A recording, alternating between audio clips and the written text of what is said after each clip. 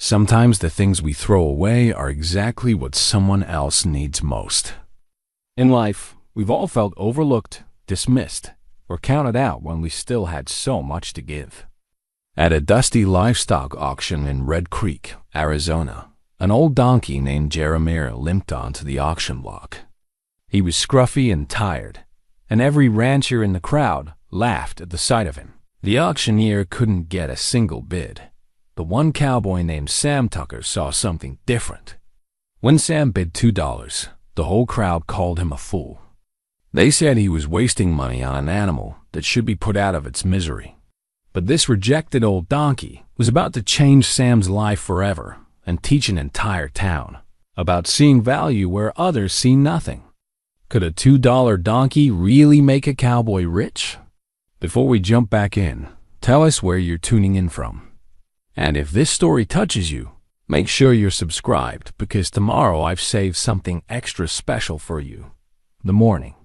Sun cast long shadows across the Red Creek Valley as Sam Tucker walked his fence line, checking for breaks that his meager savings couldn't afford to fix. At 43, Sam carried the weathered look of a man who'd spent half his life fighting the Arizona desert for every blade of grass his cattle could eat. His hands, calloused from years of honest work, gripped a one fence post that needed replacing along with about 50 others he couldn't afford. Sam's small ranch sat on the outskirts of Red Creek, a town that had seen better days when the railroad still stopped there regularly. Now it was just another dusty spot on the map where folks scraped by, helping each other when they could, and keeping their troubles to themselves when they couldn't.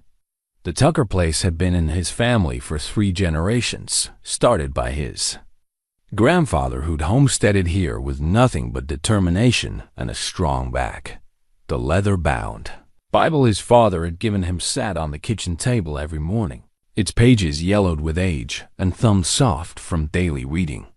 Samuel Tucker Sr. had taught his boy that every creature had purpose, that God didn't make mistakes, and that a man's worth wasn't measured by his bank account, but by his character. Those lessons had served Sam well through good times and bad, though lately there seemed to be more bad than good. His wife Sarah emerged from their modest farmhouse, shading her eyes against the morning glare. She'd married Sam 12 years ago, knowing full well she was hitching her wagon to a man who'd never be rich in money, but was wealthy in all the ways that mattered. Sarah had her own strength, born from growing up as the only daughter of the town's former doctor. She understood hardship and sacrifice, and she'd never once complained about their simple life. "Bill Henderson's coming by this afternoon," she called to him across the yard. The mention of the bank manager's name sent a familiar knot of worry through Sam's stomach. Henderson wasn't a bad man, but he carried bad news more often than not. These days. "I figured he might," Sam replied, walking back toward the house. "The mortgage payment's due next week." Sarah nodded, but her eyes held that look of quiet strength she always got when times were tough. She'd sold her grandmother's wedding ring 3 months ago to help with the last payment. Though she'd tried to hide it from Sam, he noticed everything about his wife, including the pale band of skin where the ring used to sit. Red Creek's main street stretched all of 6 blocks, anchored by Martha Fleming's General Store on one end and the First Bank of Red Creek on the other.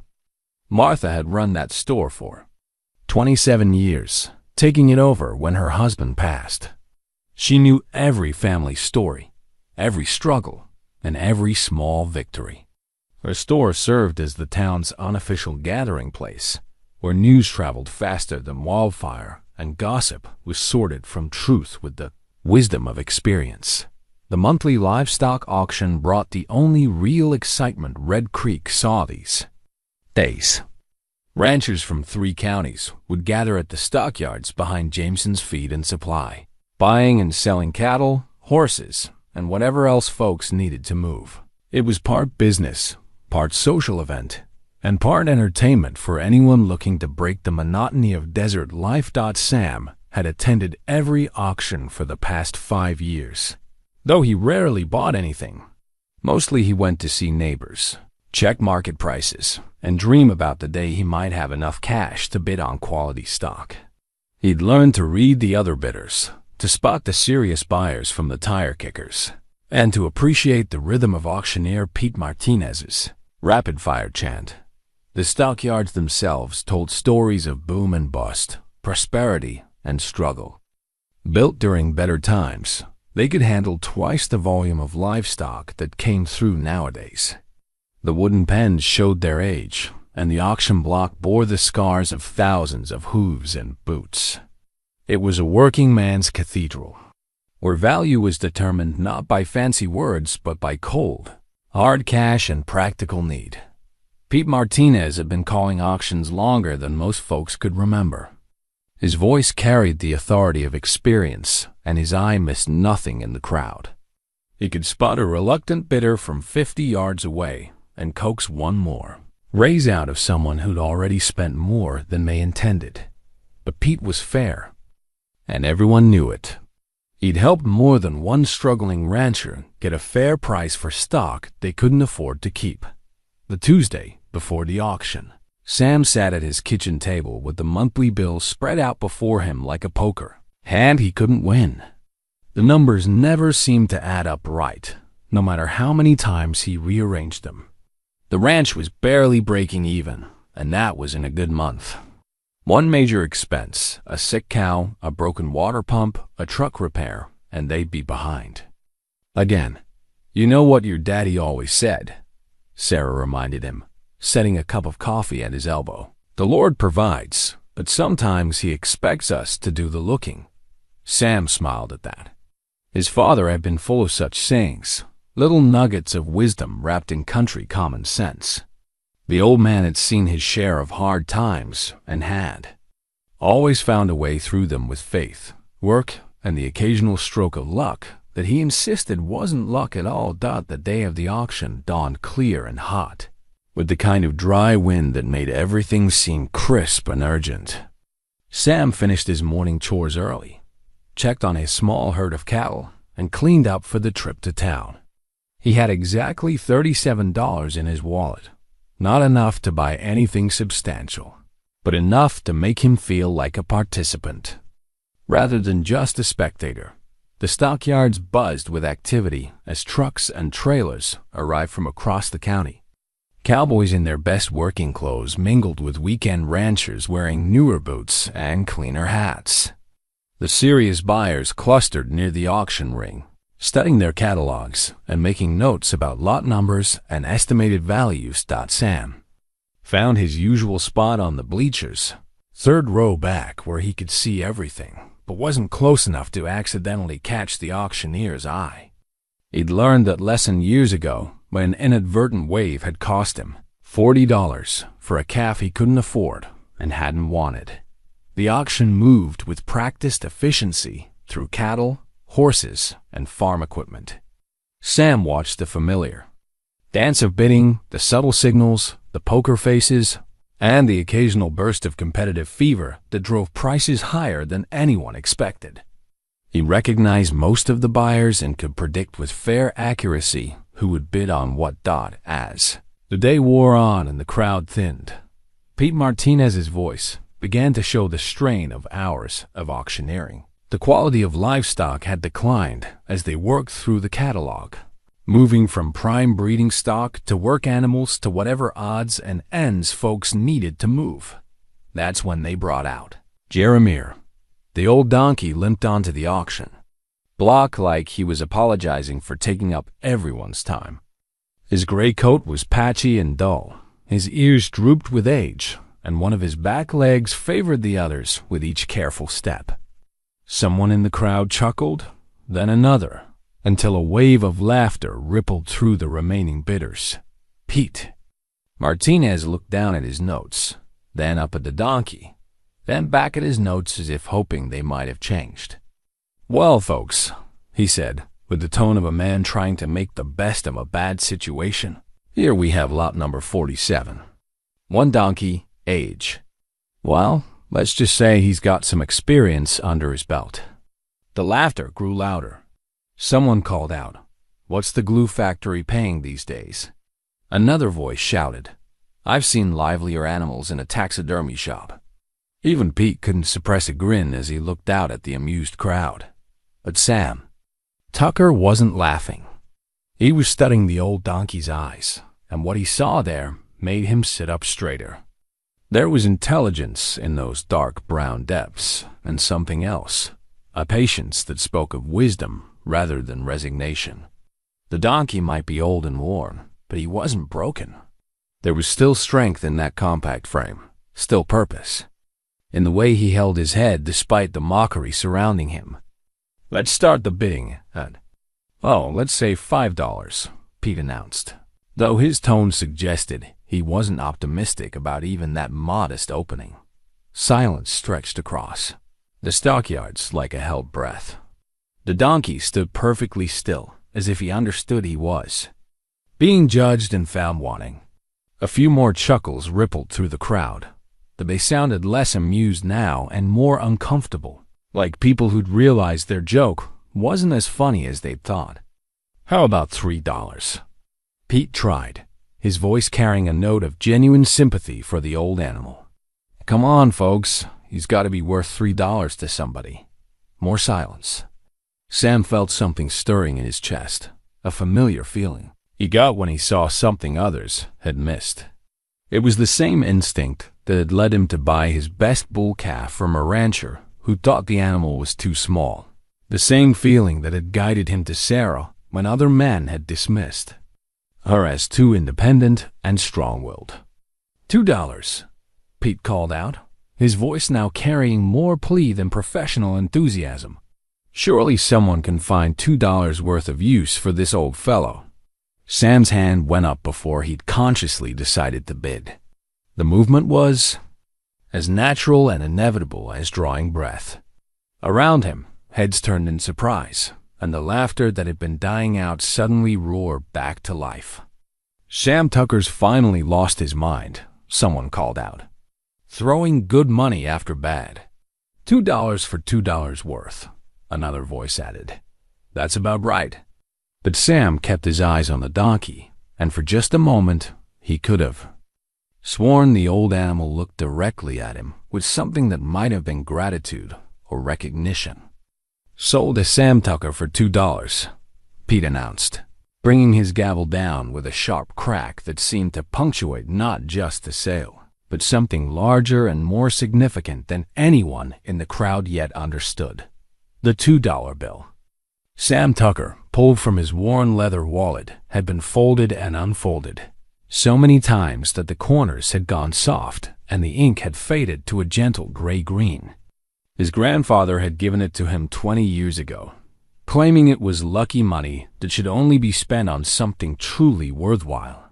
Sam had carried it ever since, through lean times when $2 could have bought groceries, through desperate moments when every penny counted.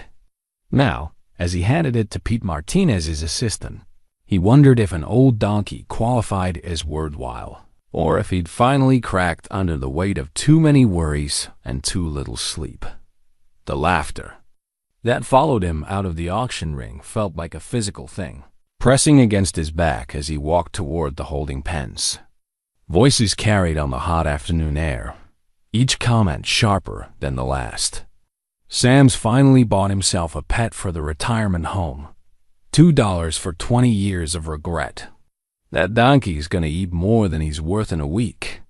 Sam kept walking, his boots raising small clouds of dust with each step. He'd endured worse mockery before, when he'd married Sarah, despite folks saying she was too good for him. When he'd started his ranch with nothing but hope and determination.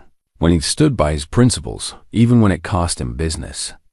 The opinions of others had never guided his decisions, and they wouldn't start now. At the holding pen, Jeremiah stood in the shade of a weathered mesquite tree, his head hanging low but his ears twitching at every sound. Up close, Sam could see the full extent of the donkey's condition. His hooves needed trimming, his coat required grooming, and several minor cuts and scrapes suggested he hadn't been well cared for in recent months.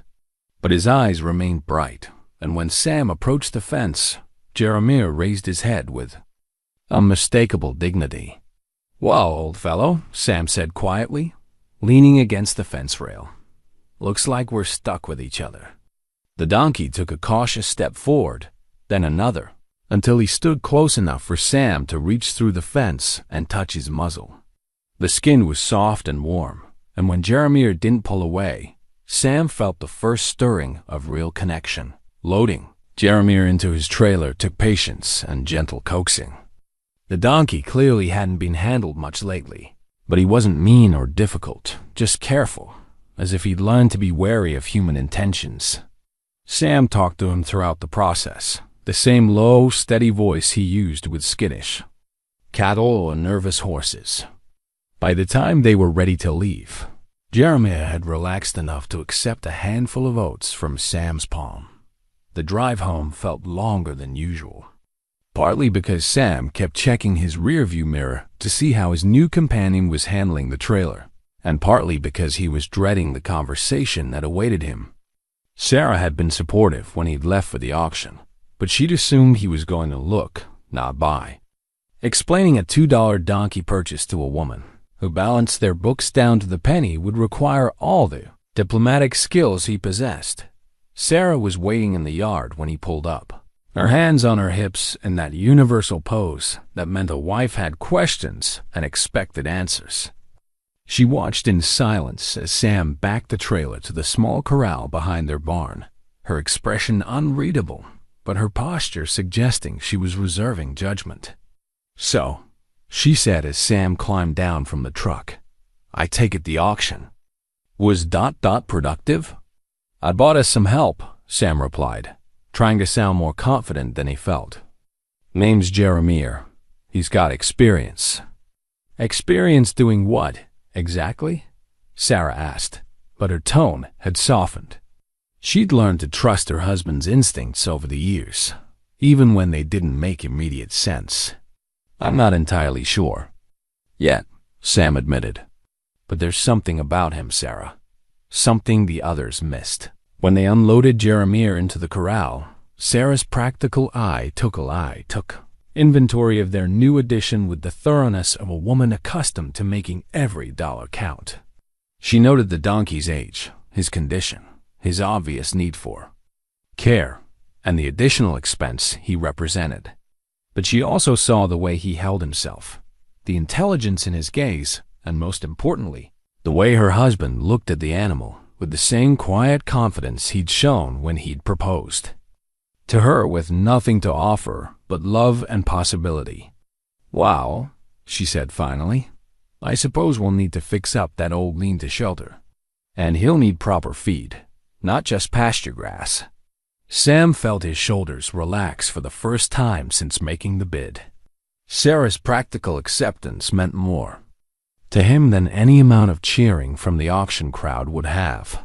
That evening, as the desert air cooled and the first stars appeared, Sam sat on the corral fence and watched Jeremiah explore his new home. The donkey moved carefully but purposefully, testing the strength of the fence, locating the water trough, and investigating every corner of his enclosure. His behavior suggested familiarity with ranch life, as if he'd lived in such places before and knew what to expect. "You know," Sam said aloud, not caring if he sounded foolish talking to a donkey, "folks back in town think I've lost my mind. Maybe they're right, but I've got a feeling about you, old man. A feeling that says you're worth more than $2. Jeremiah paused in his exploration and looked directly at Sam, his ears pricked forward in unmistakable attention. For a long moment, they regarded each other across the fading light. Two creatures who'd been underestimated by the world, finding themselves unexpectedly partnered in whatever adventures lay ahead. The next morning brought the first test of Sam's investment. Bill Henderson arrived precisely at 10 o'clock, his banker's suit immaculate despite the desert heat, his expression carrying the careful neutrality of a man who delivered unwelcome news for a living. He carried a leather briefcase that Sam knew contained papers with numbers that didn't favor the Tucker family's continued ownership of their ranch. "Morning, Sam," Henderson said, accepting the offered cup of coffee but remaining standing on the porch. "I suppose you know why I'm here." "The mortgage payment," Sam replied. "It's due next week." "That's right. And given the challenges you've faced meeting recent obligations, the bank needs some assurance that this payment will be made on time." Sam felt the familiar weight of financial pressure settling on his shoulders. The ranch was barely breaking even, cattle prices were down, and he just spent 2 of his last $37 on a donkey that half the county thought was worthless. "I'll have the payment," Sam said, though he wasn't entirely sure how. Henderson nodded politely, but his eyes moved past Sam to where Jeremiah stood in the corral, obviously curious about the visitor. "I see you've made an addition to your operation." "That's Jeremiah," Sam said. "Picked him up at yesterday's auction." "I heard about that," Henderson replied, and his tone suggested the story had already made its way through Red Creek's efficient gossip network. "Folks are calling it interesting decision-making. Folks don't always see the full picture," Sam said quietly. After Henderson left, Sam walked out to the corral where Jeremiah waited with what seemed like patient expectation. The donkey approached the fence immediately, no longer wary of his new owner's presence. "Well, partner," Sam said, scratching behind Jeremiah's ears, "looks like we've got a week to prove everybody wrong. Think you're up for it?" Jeremiah's response was to push his head against Sam's hand, a gesture that felt less like casual affection and more like a promise, as if he understood exactly what was at stake and was ready to do his part. That afternoon, Sam decided to test his new helper's abilities. He'd planned to move his small herd of cattle from the south pasture to the north section, a job that usually required hours of patient work and considerable effort. Leading Jeremiah on a rope, he headed toward the pasture with modest expectations and significant curiosity. What happened next defied every assumption anyone had made about the old donkey's capabilities. Jeremiah took one look at the scattered cattle and seemed to understand immediately what needed to be done. Without direction from Sam, he positioned himself at the far end of the herd and began moving the animals with subtle pressure and patient persistence. But it was more than just competence. It was intelligence. Jeremiah anticipated which direction the cattle would try to break, cut off escape routes before they became problems, and worked with an efficiency that spoke of years of experience. Within an hour, all 15 head were contentedly grazing in their new location, and Sam was looking at his $2 purchase with new eyes. "I'll be damned," he murmured, watching Jeremiah methodically drink from the stock tank as if moving cattle was the most natural thing in the world. "Where did you learn to do that, old man?" As the sun set over the Red Creek Valley, Sam Tucker felt something he hadn't experienced in months. Hope. Not the desperate hope of a drowning man grasping for straws, but the steady confidence of someone who'd found exactly what he needed. Even if he hadn't known he was looking for it, tomorrow would bring new challenges, and the bank payment loomed like a storm cloud on the horizon. But tonight, as he watched Jeremiah settle comfortably into his new home, Sam allowed himself to believe that sometimes the things others threw away were exactly what you needed most. The hand-carved wooden water bucket that Sam's grandfather had made 60 years ago sat by the well, its weathered cedar still holding water as faithfully as the day it was finished. 3 generations of Tuckermen had used that bucket, and now it would serve a 4th generation that included Jeremiah. Sam filled it each morning at dawn, part of a routine that had taken on new meaning since the donkey's arrival. Jeremiah had been on the ranch for 3 days, and already the rhythm of their work together felt as natural as breathing. The old donkey seemed to anticipate Sam's needs before Sam himself knew what needed doing. When Sam headed toward the tool shed, Jeremiah would position himself near the gate. When it was time to check the fence line, The donkey would wait patiently by the truck, understanding somehow that he was expected to come along. "Never seen anything like it," Sam told Sarah over breakfast on Thursday morning. "It's like he's been here all his life, knows exactly what needs doing and when." Sarah smiled over her coffee cup. She'd been watching the partnership develop from the kitchen window, and she had to admit that her husband's instincts seemed to be proving themselves. "Maybe he has been here all his life," she said. "Just took him a while to find his way home." That morning's work involved repairing a section of fence damaged by last month's storm. Sam loaded his tools into the old pickup truck, and Jeremiah took his position in the truck bed as if it were the most natural thing in the world. The donkey had learned to brace himself against the tailgate during turns and seemed to enjoy the breeze ruffling his ears as they bunked along the ranch roads dotted the damaged fence section. Sam began the tedious process of replacing broken posts and restringing wire. Jeremiah wandered nearby, occasionally picking at the sparse desert grass, but always keeping one eye on his human partner. When Sam needed a particular tool, he'd often find it had somehow moved closer to his reach. When a post needed steadying while Sam dug, Jeremiah would position himself just where his weight could provide the needed support. The work went faster than it ever had before, and Sam found himself talking to Jeremiah as if the donkey could understand every word. Maybe he could. The intelligent gleam in those dark eyes suggested comprehension that went beyond simple animal instinct. "You know, partner," Sam said as he stretched new wire between posts, "folks in town still think I'm crazy for buying you. Martha Fleming asked Sarah yesterday if I'd been drinking at the auction." Jeremiah's ears twitched forward at the mention of town, and he turned his head toward the distant road that led to Red Creek.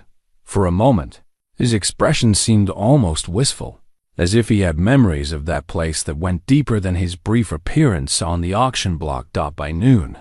They'd completed work that Sam had expected would take all day.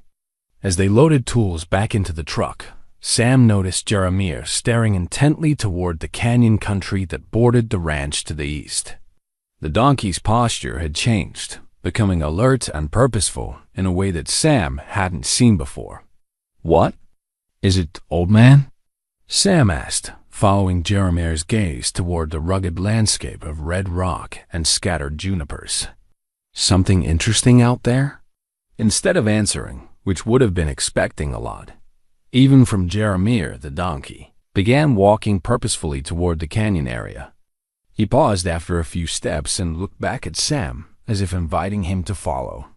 Curious, Sam climbed back into the truck and drove slowly alongside as Jeremiah picked his way through the scrub brush and rock. The donkey moved with surprising sure-footedness for an animal his age, navigating rough terrain as if he'd traveled this route many times before. They continued for nearly a mile before Jeremiah stopped at the edge of a shallow wash where winter runoff had carved a channel through the red earth. The donkey stood perfectly still, his attention focused on something Sam couldn't identify. The area looked unremarkable, just another stretch of high desert landscape, marked by erosion and scattered with the usual collection of rocks, cactus, and hardy desert plants. But Jeremiah seemed to see something more. He walked a careful circle around one particular spot, his nostrils flaring as if he were following a scent. Then he began pawing at the ground with one front hoof, not frantically, but with deliberate purpose. Sam climbed down from the truck and walked over to investigate. Where Jeremiah had been digging, the desert had given up a small object that gleamed dully in the afternoon sun. Sam knelt and brushed away the loose dirt, revealing what appeared to be an old horseshoe, not the machine-made variety common today, but hand-forged iron with the irregular shape and rough finish of earlier craftsmanship. "Well, I'll be damned," Sam muttered, turning the horseshoe over in his hands. "Where do you suppose this came from, Jeremiah?" The donkey had moved on to another spot nearby, once again pawing at the ground with that same purposeful intensity. This time, his efforts revealed a rusted piece of metal that might once have been part of a bridle or harness, along with what looked like fragments of very old pottery. Sam felt a stirring of excitement he couldn't quite explain. These weren't modern artifacts dropped by careless campers or hunters. The horseshoe alone suggested someone had been working this area long ago, possibly during the territorial period when Spanish influences were still strong in the region. "How did you know these were here, partner?" Sam asked, but Jeremiah had already moved on to a third location, his behavior suggesting this was far from random digging. They spent the rest of the afternoon exploring the wash, with Jeremiah leading and Sam following in growing amazement. The donkey seemed to have an uncanny ability to locate spots where the desert had preserved remnants of human activity. Besides the horseshoe and bridle fragments, they found pieces of rusted metal that might have been tools, more pottery shards, and several other items too weathered to identify clearly. Each discovery raised new questions. Who had been working this remote area, and when? Why had they left so many artifacts scattered through the wash? Most intriguingly, how had Jeremiah known where to look? As the sun began its descent toward the western mountains, Sam loaded their finds into the truck and headed home. Jeremiah rode in the truck bed as usual, but his attention kept returning to the canyon country they were leaving behind. Whatever had drawn him to that particular area clearly held significance beyond a few old artifacts. That evening, Sam spread their discoveries on the kitchen table while Sarah examined each piece with the careful attention of someone who'd grown up hearing stories of the old days from her father. "This horseshoe is definitely hand-forged," she said, running her finger along its irregular edge. "Probably Spanish colonial period, maybe even earlier. And look at these pottery fragments. The designs are different from anything local tribes made." "So we're talking about old-timers," Sam said. "People who were here long before Red Creek was even a town." "More than that," Sarah replied thoughtfully. "People who were working the land, not just passing through. You don't leave this many artifacts unless you've been somewhere for a while." Sam leaned back in his chair and looked through the kitchen window toward the corral where Jeremiah stood in the evening shadows. The donkey was facing east again, toward the canyon country, as if he were keeping watch over something important. "Sarah," Sam said quietly, "what if those folks weren't just working the land? What if they were working something in the land?" His wife looked up from the pottery fragments, understanding immediately what he was suggesting. The Spanish had been miners as well as ranchers, always searching for precious metals to send back to their homeland. If they'd established a presence in this remote area, it might not have been for grazing or farming. "You think there might be an old mine out there?" Sarah asked. "I think," Sam said, "that Jeremiah knows more about this land than any of us suspected. And I think tomorrow we're going to find out just how much." Outside in the corral, Jeremiah raised his head as if he'd heard his name mentioned. For a moment, his silhouette against the darkening sky looked less like a discarded farm animal and more like a guardian keeping watch over secrets that had waited decades to be discovered. The $2 donkey was proving to be worth considerably more than anyone had imagined, and Sam Tucker was beginning to suspect their story was just getting started. The Spanish horseshoe sat on Martha, Fleming's counter like a piece of evidence waiting for a detective. Sam had brought it to town Friday morning, along with the pottery fragments and metal pieces Jeremiah had helped him uncover. If anyone in Red Creek would know the significance of these artifacts, it would be Martha. Her general store served as the unofficial historical society, and her memory held decades of stories passed down by the area's oldest families. Martha examined the horseshoe through her reading glasses, turning it over in her weathered hands with the reverence of someone who understood the weight of history. At 72, she'd lived in Red Creek long enough to remember when some of the old-timers who'd witnessed the territories transitioned to statehood were still alive and telling stories. "Sam Tucker," she said finally, "where exactly did you find this?" "Out in the canyon country east of my place," Sam replied. "Jeremiah led me right to it." Martha's eyebrows rose at the mention of the donkey. Like everyone else in town, she'd heard about Sam's peculiar auction purchase, though she'd been more diplomatic in her comments than most. "That old donkey found this." "He knew exactly where to look," Sam said, "like he'd been there before."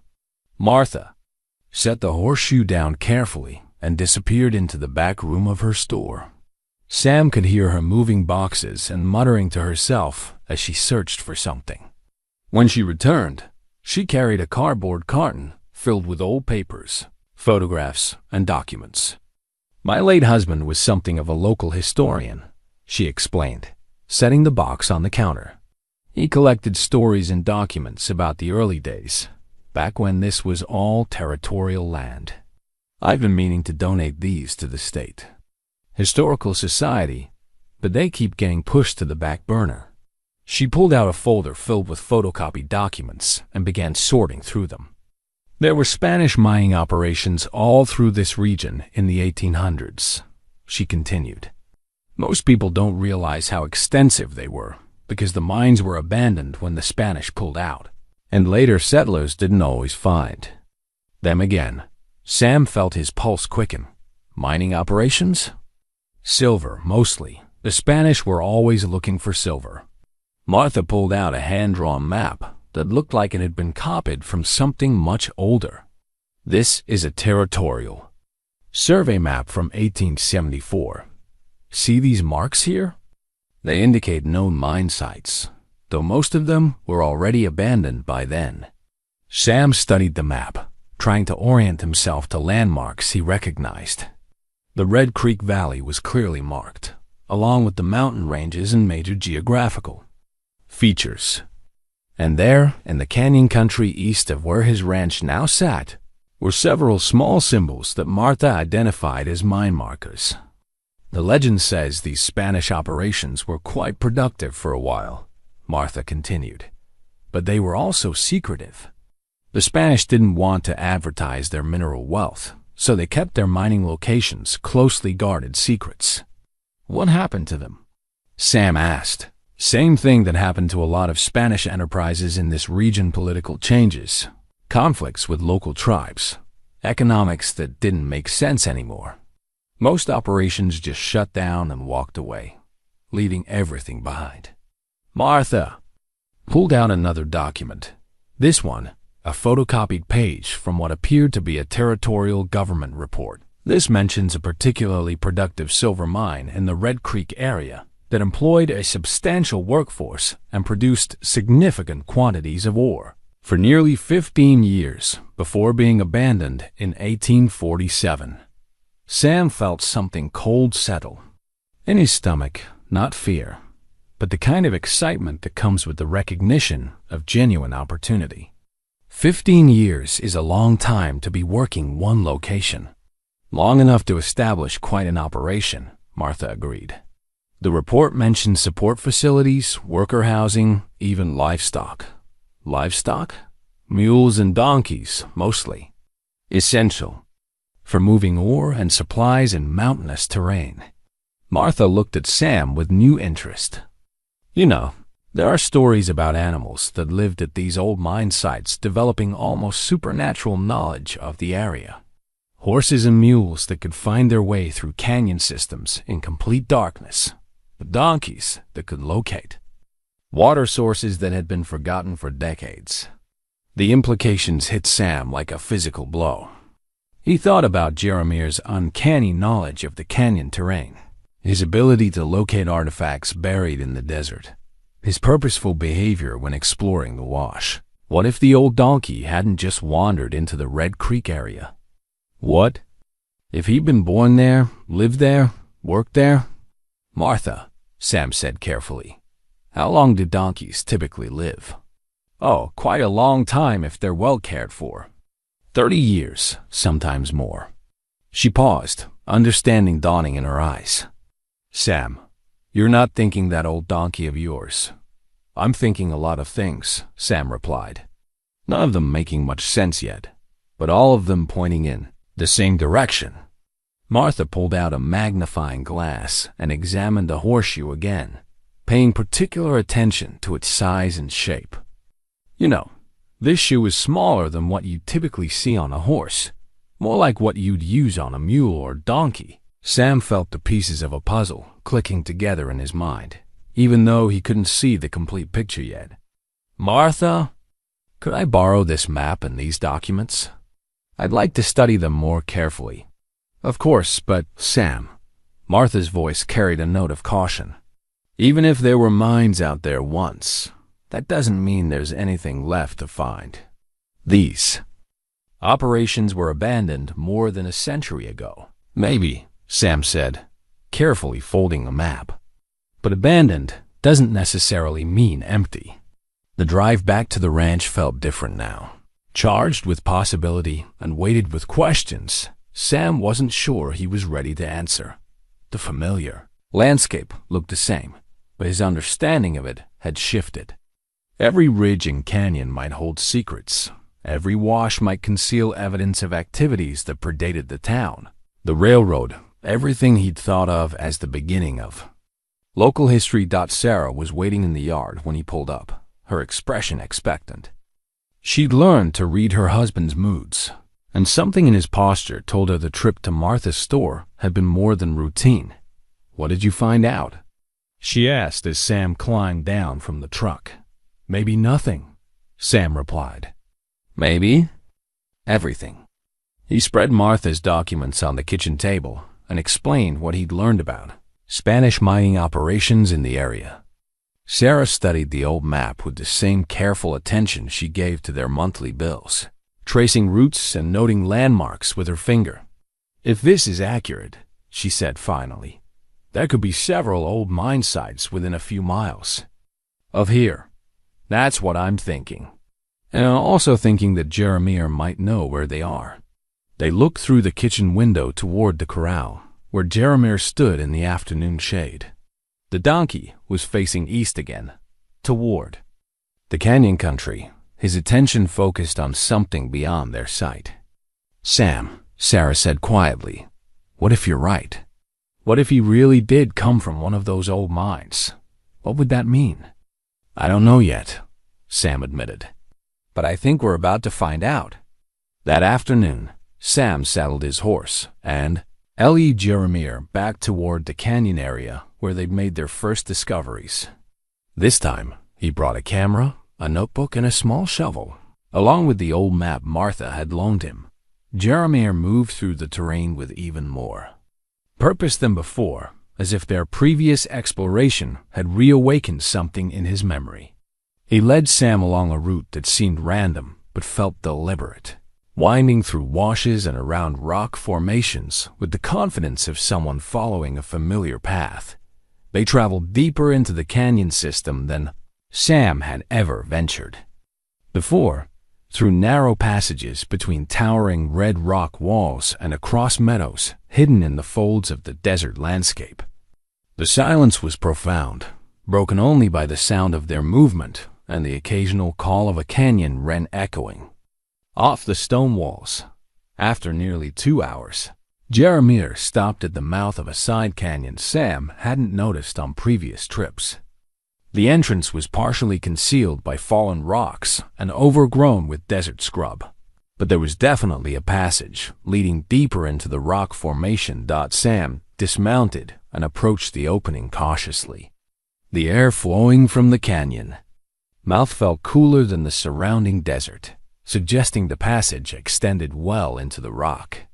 More importantly, the ground near the entrance was littered with artifacts, pieces of rusted metal, fragments of pottery, and what looked like the remains of wooden structures long since reduced to weathered splinters.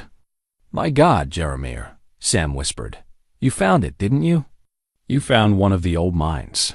The donkey's response was to walk purposefully into the canyon entrance, disappearing into the shadows beyond. Sam grabbed his flashlight and followed, his heart pounding with excitement and apprehension. The passage opened into a wider canyon after about 50 yards, and what Sam saw there made him stop in his tracks. Carved into the canyon walls were unmistakable signs of mining activity, tool marks in the stone, the remains of wooden support structures, and most significantly, several dark openings that could only be mine shafts. But it was more than just a mining site. The canyon held the remnants of what had once been a substantial operation. Sam could make out the foundations of buildings, the remains of corrals and work areas, even what appeared to be a blacksmith shop built into a natural cave in the canyon wall. Jeremiah moved through the abandoned settlement as if he were coming home. He walked directly to a particular spot near the largest mine opening and began pawing at the ground with that same purposeful intensity Sam had witnessed before. This time, the donkey's digging revealed something that made Sam's breath catch in his throat. Buried in the desert sand was a piece of silver ore, its metallic veins clearly visible even after decades of weathering. Sam knelt and picked up the ore sample, feeling its weight in his palm. It was real silver, substantial enough to suggest the mine had been productive, recent enough to indicate the veins might not be exhausted. As the significance of the discovery settled over him, Sam realized that everything in his life was about to change. The struggling ranch, the mortgage payments, the constant worry about making ends meet, all of that might become history if this abandoned mine still held the treasures that had made it valuable to the Spanish. But even more than the potential wealth, Sam felt a deep sense of connection to this place and to Jeremiah's role in leading him here. The old donkey hadn't just found artifacts or interesting historical sites. He'd led Sam home to a place where he'd lived and worked, where he'd been valued and needed, where he belonged. As the sun began to set behind the canyon walls, Sam Tucker stood in an abandoned Spanish silver mine, holding a piece of ore that might represent the answer to all his financial problems. With a $2 donkey who just proved himself worth more than anyone could have imagined. The greatest treasures, Sam reflected, sometimes did come with the longest ears. The faded mining map Martha had loaned Sam spread across his kitchen table like a treasure chart from an adventure story, its edges yellow with age and its penciled markings barely visible in the morning light. Sam had been studying it since dawn, comparing the hand-drawn landmarks with his mental picture of the canyon country, where Jeremiah had led him to the abandoned mine. Sarah poured coffee and looked over his shoulder at the document that it consumed her husband's attention for the past 3 days. "Any luck matching up the locations?" "Some," Sam replied, pointing to a cluster of small symbols near what appeared to be a creek bed. "These markings here could correspond to the canyon system where we found the mine. And look at this notation." He indicated a faded line of Spanish text written in the margin of the map. Sarah leaned closer, squinting at the nearly illegible words. "Can you make out what it says?" "My Spanish isn't great, but I think it's something about the faithful burro knows the way." Could be coincidence, could be referring to pack animals in general, or it could be talking about Jeremiah specifically, Sarah finished. "Sam, this is starting to feel less like coincidence and more like destiny." Through the kitchen window, they could see Jeremiah in his corral, standing in his usual morning position facing the canyon country. The donkey had been restless for the past few days, as if their discovery had awakened something in him that demanded action. "I need to go back out there," Sam said. "With proper equipment this time. If that mine is still productive, I want to know about it before I get Bill Henderson's hopes up." Sarah nodded, understanding the caution in her husband's voice. They'd been disappointed before by opportunities that seemed promising but led nowhere. "What kind of equipment?" "Rope, lanterns, sample bags. Maybe some basic mining tools if I can borrow them." Sam folded the map carefully. "And I want to take Jeremiah. If anyone knows the safe way through those mine shafts, it's him." An hour later, Sam loaded his truck with borrowed mining equipment from 3 different neighbors. Word of his activities had spread through Red Creek's efficient gossip network, but the speculation had taken on a different tone. Instead of mockery about his foolish donkey purchase, people were asking questions about what he'd found out in the canyons. Tom Bradley, who ran the hardware store, had loaned Sam a miner's helmet with a working lamp. "My grandfather used this in the copper mines over in Bisbee," he said. "If you're really going underground, you'll need proper lighting." Jake Morrison had contributed rope and pulleys from his construction business. "This stuff's rated for serious." "Wait," he told Sam. "Whatever you're planning to haul up from down there, this'll handle it." Even Pete Martinez, the auctioneer who'd sold Jeremiah to Sam, had stopped by with a canvas bag and some tools. "My family did some prospecting back in the day," he explained. "These belonged to my uncle. Figure they ought to see some use again." The change in attitude was subtle but unmistakable. Sam was no longer the fool who'd wasted $2 on a worthless donkey. He was the man who might have stumbled onto something significant, and his neighbors wanted to be part of the story. At the ranch, Sam loaded Jeremiah into the trailer with more care than usual.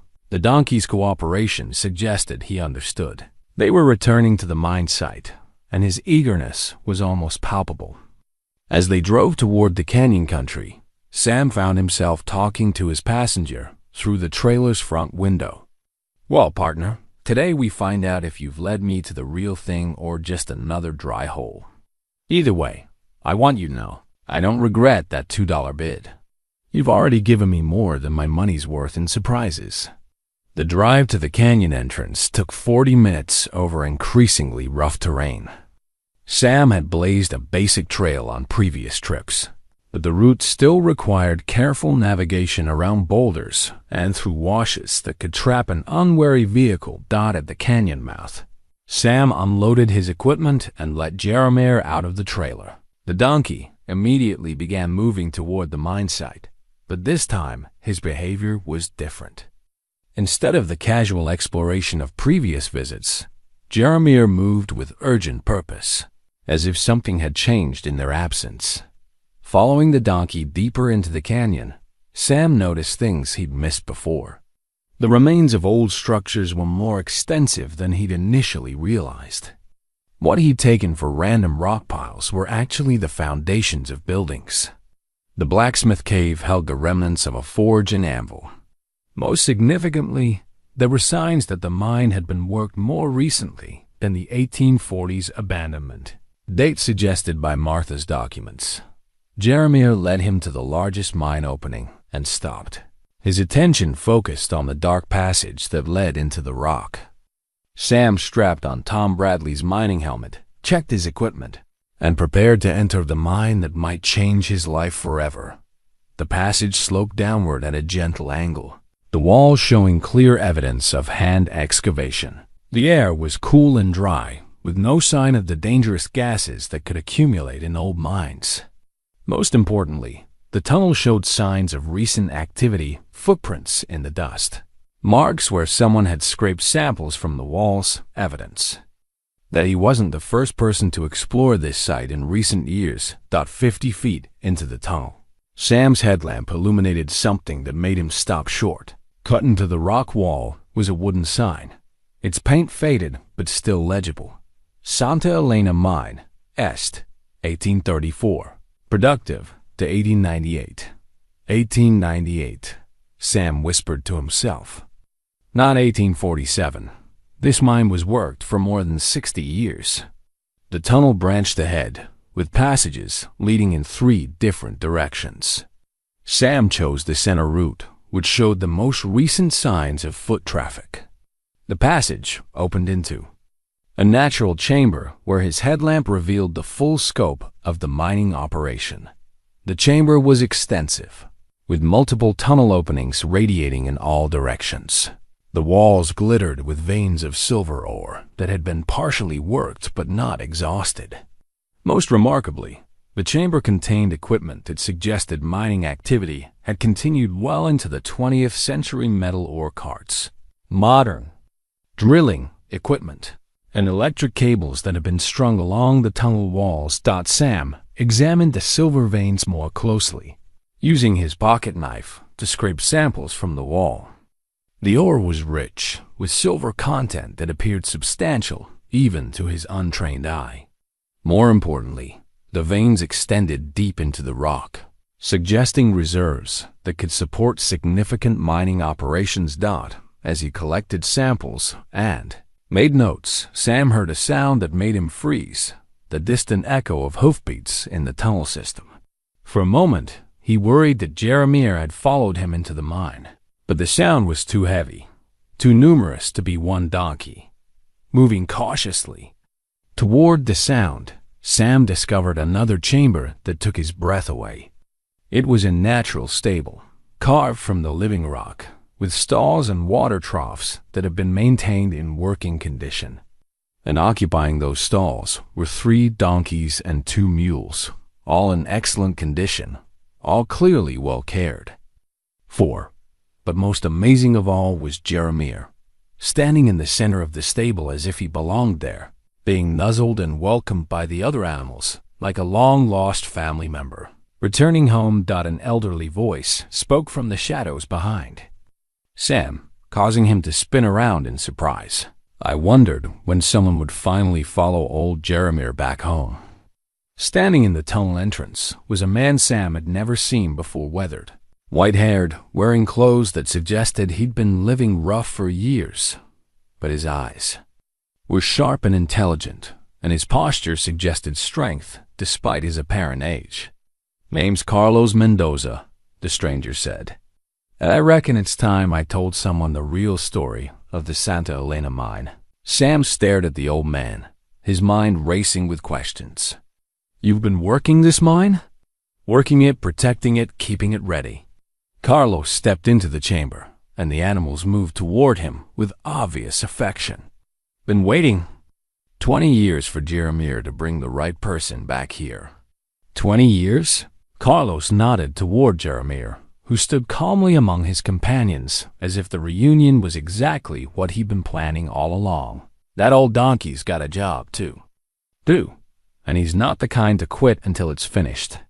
Question is, are you the man he's been looking for?"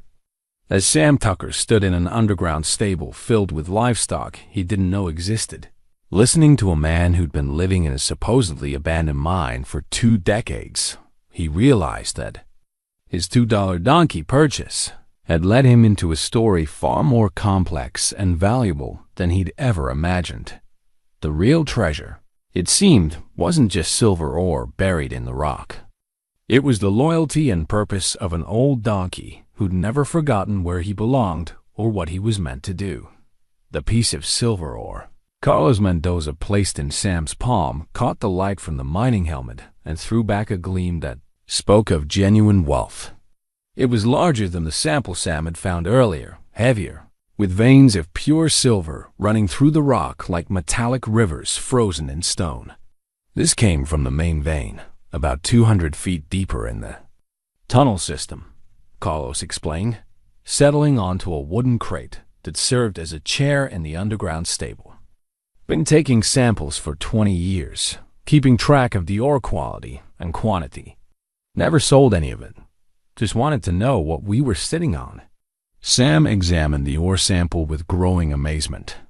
Even his inexperienced eye could see that this was high-grade silver, the kind that made mines profitable and men wealthy. "Carlos, why haven't you worked this mine yourself? Why wait for someone else?" The old man's weathered face creased into a smile as he reached out to scratch Jeremiah behind the ears. "Because it ain't really my mine to work. This place belongs to Jeremiah, and Jeremiah's been waiting for his true partner to find him." "I don't understand." Carlos stood and walked to a wooden chest in the corner of the stable. From it, he pulled a leather-bound journal, its cover worn smooth by decades of handling. "This belonged to my grandfather, Miguel Mendoza. He was the foreman of the Santa Elena mine from 1878 until it closed in 1898.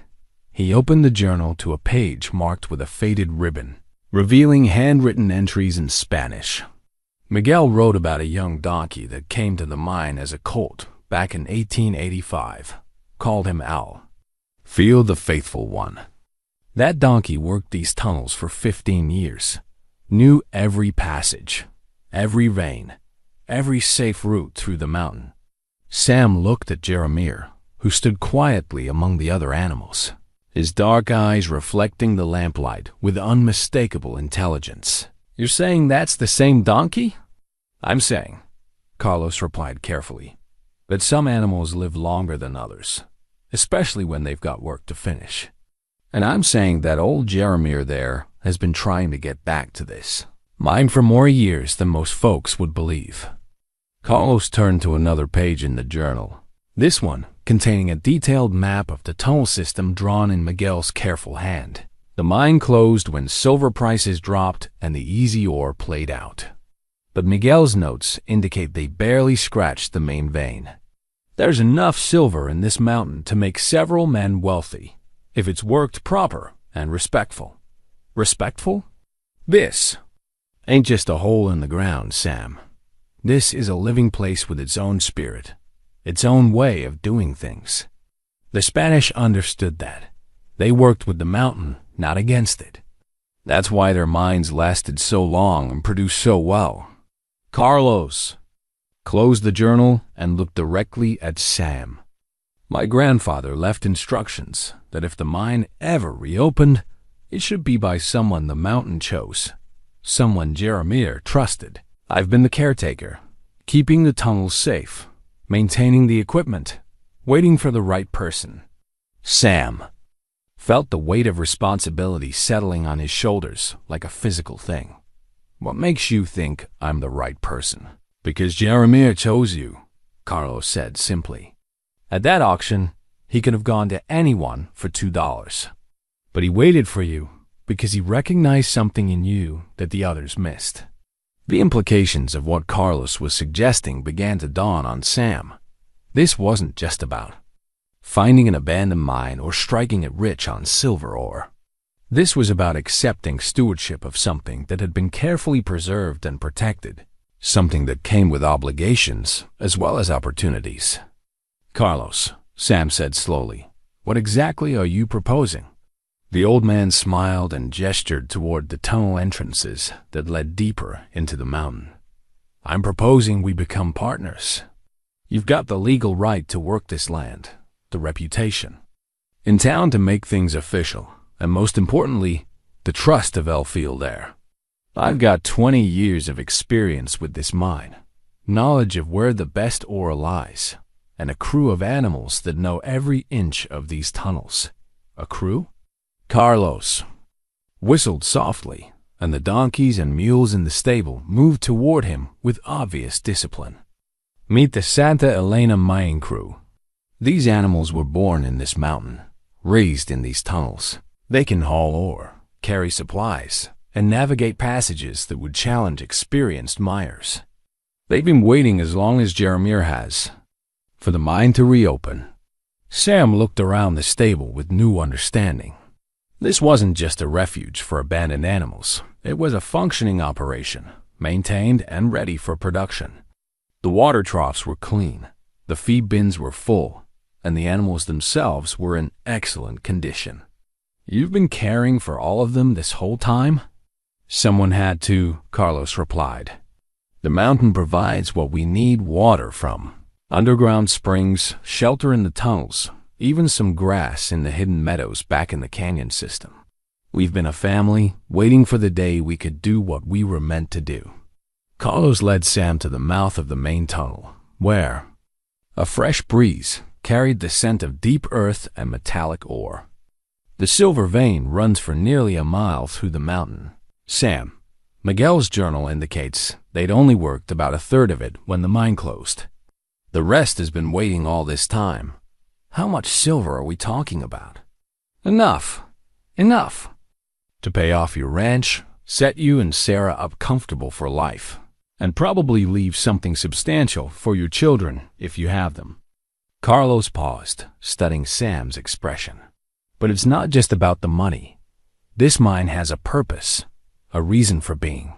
The silver comes out of the mountain because the mountain wants to provide for the people who respect it. Sam felt a chill. That had nothing to do with the cool air flowing from the tunnel. The rational part of his mind wanted to dismiss Carlos's mystical talk about the mountain having wants and purposes. But standing in an underground stable with a donkey who'd somehow led him to exactly what he needed most, rationality seemed less important than faith. What would be expected of me? Sam asked. Honest work, Carlos replied. Fair treatment of the animals and the mountain. And a promise that the silver will be used for good purposes, not just personal wealth. Sam thought about his struggles with the ranch, Sarah's sacrifices, the mounting debts that threatened to take away everything his family had built. But he also thought about his neighbors who'd helped him with equipment, the community that had supported him despite their doubts about his judgment. Carlos, he said finally, if we do this, it's not just for me. There are others in Red Creek who could use some of the prosperity this mine might bring. The old man's smile broadened into a grin that made him look decades younger. Now you're starting to understand why Jeremiah chose you. As if summoned by his name, Jeremiah walked over to Sam and gently nudged his arm. The donkey's touch felt like an agreement, a sealing of the partnership that had begun with a $2 bid at a dusty livestock auction. All right, partner, Sam said, scratching behind Jeremiah's ears. I guess we're going into the mining business. The silver ore. Sample in his pocket felt warm against his hand, as if it carried the promise of everything that was about to change. But more than the potential wealth, Sam felt the satisfaction of purpose, the knowledge that he was exactly where he was meant to be, doing exactly what he was meant to do. The $2 donkey had led him home, not just to a place, but to a destiny that had been waiting for him all along. The leather journal Carlos pulled from a wooden chest deep in the mine's main chamber was different from his grandfather Miguel's mining records. This one was smaller, more personal, with a cover so worn that the original color was impossible to determine. When Carlos opened it carefully, Sam could see that the pages were filled with a different handwriting, more delicate, more emotional than the practical notations of a mine foreman. This belonged to Father Sebastian Morales, Carlos explained, his voice carrying a reverence that made Sam lean closer. He was the priest who ministered to the mining families back in the late 1880s and 1890s, but he was more than just a priest. He was the one who understood the real story of this place. Carlos turned to a page marked with a pressed wildflower, its colors faded but still recognizable as desert marigold. The entry was dated September 15th, 1885. Written in Spanish but with enough familiar words that Sam could catch fragments of meaning. What does it say? Sam asked. Carlos cleared his throat and began translating, his voice taking on the cadence of someone reading a beloved story. Today a miracle arrived at the Santa Elena mine in the form of a young burro, no more than 2 years old, who appeared at our gates as if sent by Providence itself. The animal shows intelligence beyond his years and a connection to this sacred mountain that defies explanation. Sam felt something stir in his chest as he looked at Jeremiah, who stood quietly nearby as if listening to his own story being told. Carlos continued reading. Miguel has named him Elfio, but I believe his true name is written in the stones of this mountain. He knows passages that we have not yet discovered, and he leads our miners to veins of silver that our surveys missed. It is as if the mountain speaks to him directly. That sounds like, Sam began, but Carlos held up a hand. There's more. He turned the page carefully. I have lived long enough to recognize the sacred when it appears before me. This burro is not merely an animal. He is a guardian, a keeper of this mountain's treasures, sent to ensure that the silver serves its proper purpose. The old miners speak of such creatures in whispers, animals that live far beyond their natural span because they have work that transcends the ordinary world. Carlos closed the journal and looked directly at Sam. Father Sebastian wrote about Jeremiah for 13 years, documenting things that would sound impossible to most people. But I've lived with that old donkey for 2 decades, and I've seen enough to know that some things can't be explained by ordinary understanding. Carlos, Sam said carefully, are you telling me that Jeremiah is the same donkey that Father Sebastian wrote about in 1885? I'm telling you what I know, Carlos replied. I'm telling you what I've witnessed. And I'm telling you what my grandfather told me before he died, that El Fao would return when the mine was ready to fulfill its true purpose. Carlos opened the journal to its final entries, the pages near the back where Father Sebastian's handwriting had grown shaky with age. Listen to this, from 1898, just before the mine closed. The silver is not gone from this mountain, only waiting. El Fao knows where it sleeps, and when the time is right, he will lead the chosen one to awaken it. I have hidden what needs to be hidden, preserved what needs preserving, and blessed this place to wait for its true inheritor. Sam felt his worldview shifting in ways that made him dizzy. Everything he thought he understood about his $2 donkey purchase, about random luck and good timing, was rearranging itself into something far more profound and purposeful. There's something else, Carlos said, leading Sam deeper into the chamber to where a natural alcove had been carved into the rock wall. Something Father Sebastian left for whoever would eventually reopen this mine. Inside the alcove, wrapped in oiled cloth that had preserved it perfectly, was a small wooden box. Carlos lifted it carefully and handed it to Sam. Go ahead, open it. Sam lifted the lid with trembling hands, revealing contents that made him gasp aloud. The box contained silver coins, but not ordinary currency. These were Spanish colonial pieces, beautifully crafted, each one bearing dates from the 1880s and 1890s. But more significant than their age or potential value was their quantity. The box was filled with coins, enough to represent substantial wealth even by today's standards. Beneath the coins was a folded letter, written in English in Father Sebastian's careful script. Sam opened it and read aloud. To the one who follows El Fao home. This silver was set aside from the mine's production over 13 years, 1 coin for each month the Guardians served faithfully. It represents not wealth, but trust. The mountain has been waiting for someone who understands that true treasure is not what we take from the earth, but what we give back to our community. Use this silver wisely, and the mountain will provide abundance beyond your imagining. Ignore its lessons, and even the greatest riches will turn to dust in your hands. El Fao will know your heart.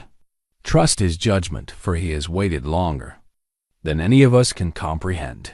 Sam sank onto a wooden crate, overwhelmed by the implications of what he'd discovered. This wasn't just about finding silver or striking it rich.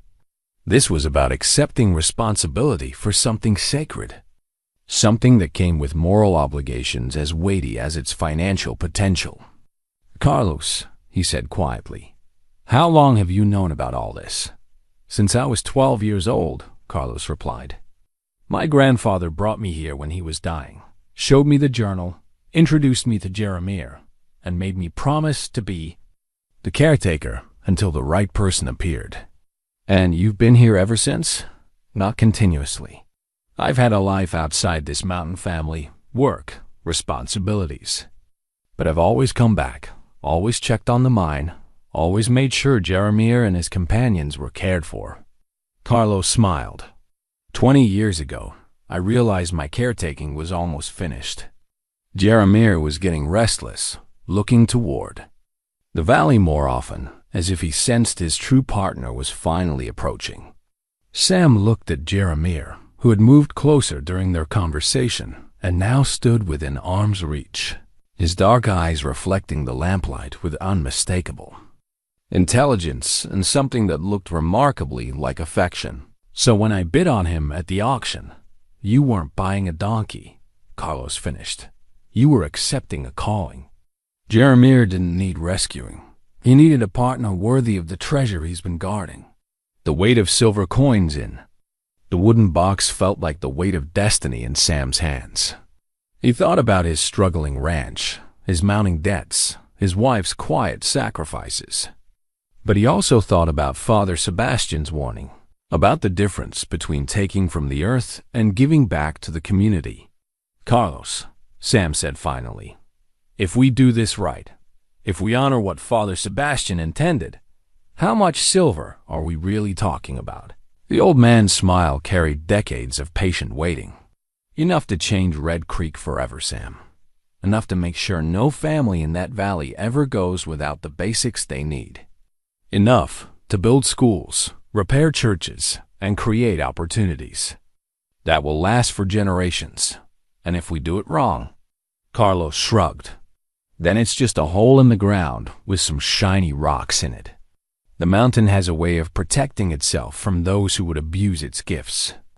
As Sam Tucker sat in an underground chamber, holding a box of silver coins blessed by a long-dead priest, with a donkey who might have lived for more than a century standing beside him, he realized that his life had just taken a turn toward something far greater than he'd ever imagined possible. The $2 donkey hadn't just led him to wealth, he'd led him to purpose, responsibility, and a story that stretched back through generations of faithful guardianship. Now it was Sam's turn to prove himself worthy of the trust. The custom-made donkey harness that Tom Bradley had crafted in his leather shop was a work of art as much as it was functional equipment.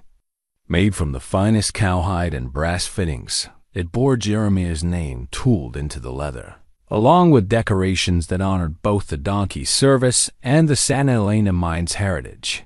Tom had refused payment for the work, saying it was the least Red Creek could do for their most famous resident. Sam adjusted the harness on Jeremiah's shoulders as they prepared for their first official day of mining operations. 3 weeks had passed since the discovery of Father Sebastian's journal and the box of Spanish silver coins. 3 weeks of careful planning, legal paperwork, and quiet preparations that had transformed Sam Tucker from a struggling rancher into the operator of what might become Arizona's most productive silver mine. "Easy there, partner," Sam murmured as Jeremiah shifted slightly under the new harness.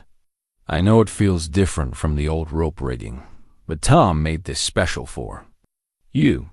You're going to be the best-dressed mining donkey in the territory."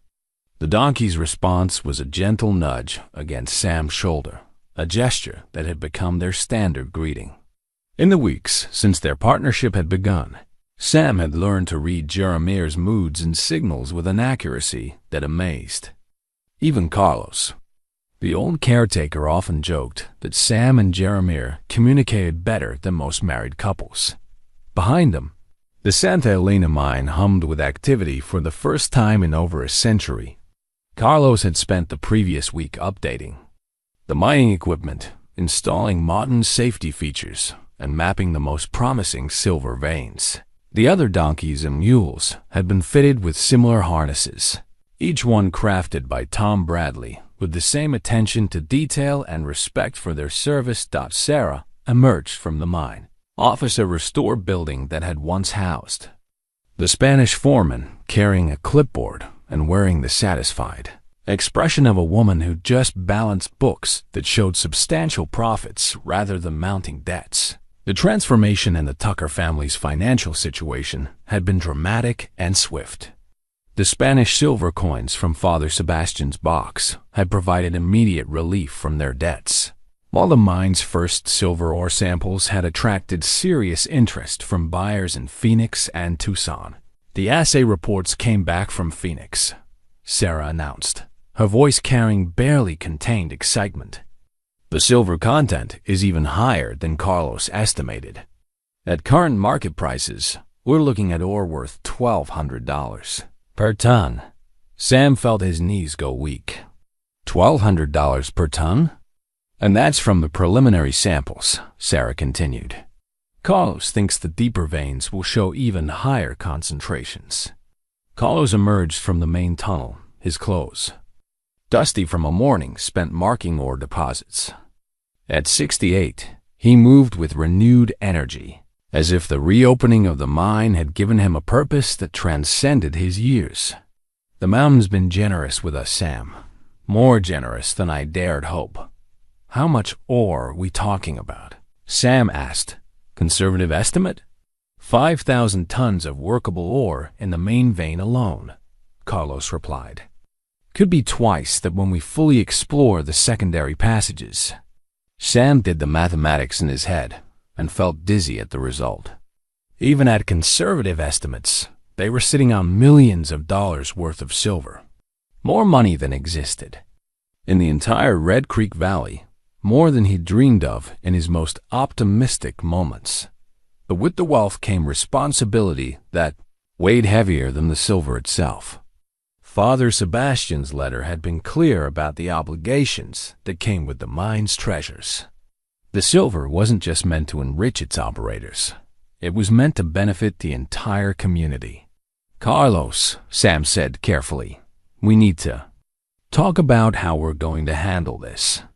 Not just the mining, but what we're going to do with the profits." The old man nodded approvingly. "Been wondering when you'd bring that up. Shows you understand what El Fiel saw in you." They walked to the restored mine office, where Sarah had spread territorial maps and modern county surveys across a large table. Red Creek appeared as a small dot in a vast landscape, surrounded by ranches and farms that struggled with the same challenges the Tuckers had faced: poor soil, unreliable water, and markets too far away to be profitable. "I've been thinking about Father Sebastian's instructions," Sam said, studying the maps. "About the silver serving its proper purpose. What if we use part of the profits to help our neighbors? Water projects, better roads, maybe even attract some businesses to the area?" Sarah looked up from her calculations with the smile that had made Sam fall in love with her 15 years ago. "I was hoping you'd say that. I've already started making lists of what the valley needs most." Carlos pulled out a worn notebook and opened it to pages covered with his careful handwriting.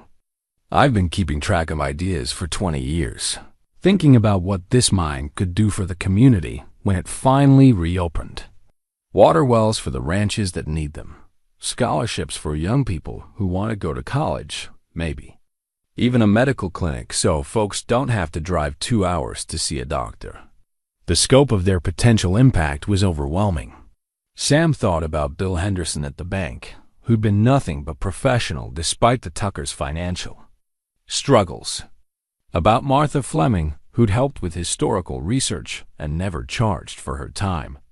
About Pete Martinez, who'd called the auction that started everything. And Tom Bradley, who'd crafted Jeremir's harness as a gift. "There's something else," Sarah said, pulling out a folder she'd been carrying. "I've been researching the legal aspects of mining operations. If we establish the Santa Eulalia mine as a community trust rather than a private enterprise, we can ensure the benefits are distributed fairly and permanently." "A community trust?" Sam asked. "It means the mine belongs to everyone in the valley. Not just us," Sarah explained. "We'd be the operators, but the profits would be managed by a board of trustees representing all the local families. That way, the wealth gets shared according to need, and no one family controls everything." Carlos smiled broadly. Father Sebastian would approve of that arrangement. He always believed the mountain's gifts belonged to everyone who respected them. The sound of hoofbeats from the canyon entrance interrupted their planning. Sam looked up to see a dust cloud approaching not one rider, but several. As the group came closer, he recognized familiar faces from Red Creek: Bill Henderson, Martha Fleming, Pete Martinez, and half a dozen other townspeople. "Looks like word's getting around," Carlos observed. Sam walked out to meet the visitors, with Jeremir falling into step beside him. The donkey's presence had become a source of confidence, a reminder that he wasn't facing these challenges alone. Bill Henderson dismounted and approached with the measured pace of a man who'd heard remarkable stories and come to verify them personally. "Sam," he said, extending his hand, I hope you don't mind us coming out unannounced. The stories reaching town are extraordinary." "No secret to keep," Sam replied, shaking hands with each visitor. "Though I suppose it's time for some explanations." What followed was the most surreal conversation of Sam Tucker's life. Standing in the shadow of a mountain that held millions of dollars in silver ore, surrounded by neighbors who'd known him as a struggling rancher, he explained how a $2 donkey had led him to a treasure that could transform their entire community. Martha Fleming listened with the intense attention of someone recording history as it happened. Pete Martinez kept shaking his head in amazement, muttering about the strangest auction result he'd ever witnessed. Bill Henderson maintained his banker's composure, but Sam could see the excitement building behind his professional demeanor. "So what happens now?" Henderson asked when Sam finished his explanation. "Now," Sam said, looking at Jeremiah and then at the faces of his neighbors, "we find out if Red Creek is ready to become the most prosperous valley in Arizona." The murmur of excitement that rippled through the group was audible proof that Sam Tucker's life and the life of everyone in Red Creek was about to change forever. As the sun began its descent toward the western mountains, painting the canyon walls in shades of gold and crimson, Sam stood with his neighbors and his faithful donkey, knowing that tomorrow would bring the beginning of a new chapter not just for him, but for an entire community. The $2 investment was about to pay dividends beyond anyone's wildest imagination. The silver nugget necklace Sam had crafted for Sarah gleamed in the morning light as she fastened it around her neck, its simple beauty reflecting the transformation that had swept through their lives in the past month. He'd shaped the pendant himself from the purest silver the Santa Elena mine had produced, working in the evenings by lamplight to create something that honored both the mountain's gifts and their enduring love. "It's perfect," Sarah whispered, touching the pendant with reverence. "Not too fancy, but beautiful enough to remind me every day how blessed we are." Through their bedroom window, she could see the activity that had become routine around the mine site. Carlos was leading the donkey crew toward the main tunnel, their harnesses gleaming with brass fittings and their step lively with purpose. The animals had adapted to their renewed working life with enthusiasm that spoke of genetic memory, as if mining was what they'd been born to do. The main silver vein had exceeded everyone's most optimistic projections. In just 4 weeks of operation, they'd extracted ore worth more than most ranches in the valley earned in a decade. But more important than the wealth was the way it was being distributed. True to Sam's vision and Father Sebastian's guidance, the Santa Elena community trust had been established with representatives from every family in the Red Creek area. Sam emerged from the kitchen carrying 2 cups of coffee, his expression carrying the quiet satisfaction of a man who'd found his true calling. "Bill Henderson's coming by this morning with the final trust documents," he said, settling beside Sarah on their porch swing. "After today, it'll be official. The mine belongs to everyone." "Any regrets?" Sarah asked, studying her husband's face. "We could have kept it all for ourselves, you know. No one would have blamed us." Sam considered the question seriously, as he did most things these days. The weight of stewardship had changed him, deepening his natural thoughtfulness and adding a gravity to his words that others had begun to notice and respect. "Not for a second," he said finally. "Money you earn yourself feels different than money you're given. But money you're entrusted with, that feels different still. Better, somehow. More meaningful." The sound of vehicles approaching drew there attention to the road, where a convoy of trucks and cars was raising a substantial dust cloud. Word of the mine's success had spread beyond Red Creek, attracting attention from Phoenix, Tucson, and even mining companies from as far away as Colorado. "Looks like today's going to be interesting," Sarah observed. Sam nodded, but his attention was focused on Jeremiah, who stood in his corral with his ears pricked forward, studying the approaching visitors with the intensity of a sentry evaluating. Potential threats. The donkey's behavior had become an reliable indicator of people's intentions friendly toward those who came with honest curiosity, wary of those who arrived with schemes and greed in their hearts. The first vehicle to arrive was Bill Henderson's familiar sedan, followed by Martha Fleming's ancient pickup truck. But behind them came cars Sam didn't recognize. Expensive sedans with out-of-state plates and occupants wearing city clothes. Unsuited to desert conditions, Carlos emerged from the mine office and walked toward the gathering vehicles, followed by several of the donkeys who seemed to understand that their presence might be needed. The old caretaker had developed an almost supernatural ability to sense trouble, and his expression suggested he was detecting something concerning about their unexpected visitors. The first stranger to approach was a well-dressed man in his 50s, carrying a leather briefcase and wearing the confident smile of someone accustomed to getting what he wanted. "Mr. Tucker? I'm James Morrison from Southwest Mining Consortium. We've heard remarkable things about your operation here."